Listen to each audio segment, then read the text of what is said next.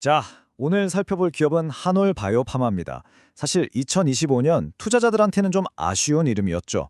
그런데 말이죠. 한 증권사 보고서에서 아주 흥미로운 제목을 내놨습니다. 기다림의 결실, 내년에 보여줄 것이다. 아니, 이렇게 힘든 한 해를 보냈는데 도대체 어떤 잠재력이 있길래 이런 얘기를 하는 걸까요? NH투자증권 리포트를 바탕으로 그 속사정을 한번 제대로 들여다보겠습니다. 일단 시작은 아주 냉정한 현실 진단부터입니다. 보고서가 딱 짚어서 얘기해요. 올해 주요 바이오 기업들 중에서 한올바이오파마 주가가 제일 안 좋았다고 말이죠. 숫자로 보면 더 와닿죠. 연초 대비 마이너스 13%. 이게 그냥 숫자가 아니라 2025년 한 해 동안 시장이 한올바이오파마에게 내린 뭐랄까 성적표 같은 겁니다. 바로 이 지점에서 우리가 진짜 궁금한 게 생기는 거죠. 아니, 성적표가 이런데 어떻게 내년에 결실을 맺는다는 걸까요? 이 질문에 대한 답을 찾아가는 게 오늘 이야기의 핵심이라고 할 수 있습니다. 그럼 우선 도대체 왜 2025년은 이렇게 힘든 한 해가 됐는지 그 이유부터 한번 명확하게 짚고 넘어가 보죠. 가장 큰 이유는 간단했습니다. 바로 기대할 만한 소식이 없었다는 거예요. 시장은 계속해서 뭔가 새로운 데이터를 기다렸는데 이 회사의 핵심 파이프라인이죠. IMBT 1402에 대한 중요한 발표가 없었던 겁니다. 당연히 뭐 보여주는 게 없으니까 투자자들 관심도 식을 수밖에요. 그리고 또 하나, 이걸 보셔야 하는데요. 한올바이오파마는 글로벌 파트너사인 이뮤노반트랑 거의 주가가 같이 움직여요. 운명 공동체 같은 거죠. 근데 이뮤노반트는 연초 대비 무려 마이너스 30%나 빠졌습니다.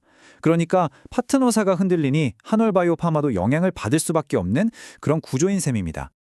자, 그럼에도 불구하고 왜 사람들이 기대를 버리지 않는 걸까요?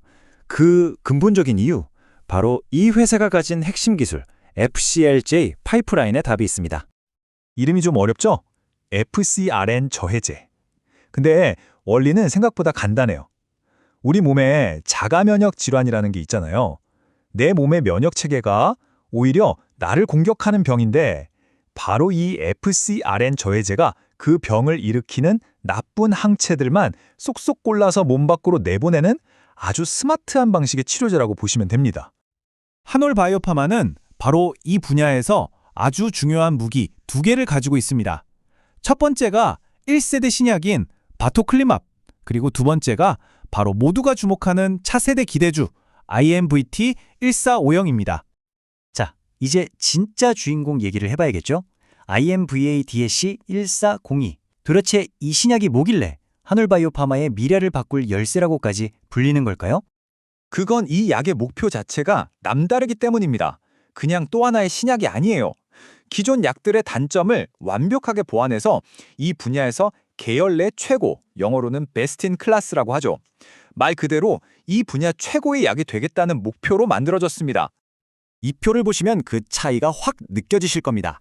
1세대인 바토클리맙, 효과는 좋았어요. 그런데 약을 많이 쓰면 우리 몸에 꼭 필요한 단백질, 알부민 수치가 뚝 떨어지는 안전성 문제가 있었거든요. 하지만 2세대 IMBT-140는요, 임상 1상에서 이런 부작용 없이 나쁜 항체를 최대 80%까지 줄일 수 있는 엄청난 가능성을 보여준 겁니다. 그러니까 효능과 안전성 두 마리 토끼를 다 잡은 거죠. 와, 그럼 이 엄청난 잠재력, 도대체 언제쯤 우리 눈으로 직접 확인할 수 있는 걸까요? 바로 여기서부터 투자자들이 2026년만 손꼽아 기다리는 이유가 나옵니다. 자, 구체적인 일정 한번 보시죠.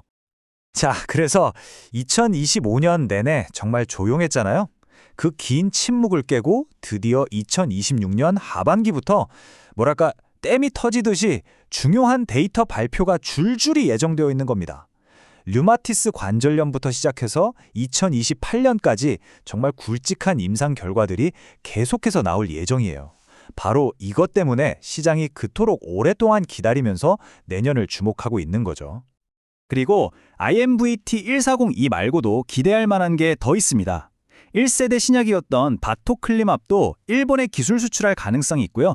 또 경쟁사의 약이 시장에서 대박을 치면서 이 FcRn 저해제 시장 자체가 엄청나게 커지고 있다는 것도 한올바이오파마한테는 굉장히 좋은 소식입니다.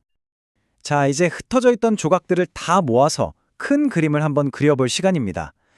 과연 2025년에 이 지루했던 기다림이 2026년에는 정말 달콤한 결실로 이어질 수 있을까요?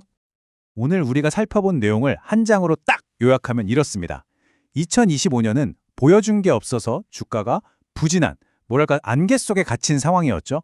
하지만 그 안개 속에서도 강력한 FCN 기술이라는 이 회사의 본질적인 가치는 변하지 않았습니다. 그리고 마침내 2026년 이 안개를 한 방에 걷어낼 핵심 데이터 공개라는 빛이 보이기 시작한 겁니다. 그러니까 핵심은 이거예요.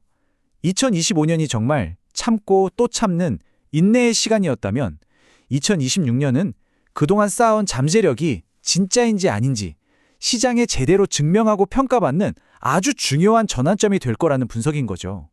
마지막으로 이 질문을 던지면서 마무리하겠습니다. 2020년 마침내 베일을 벗는 IMBT 1402의 데이터가 세상에 공개됐을 때 과연 한올바이오파마는 이 자가면역 질환 치료제 시장의 판도를 완전히 뒤집는 게임 체인저가 될 수 있을까요?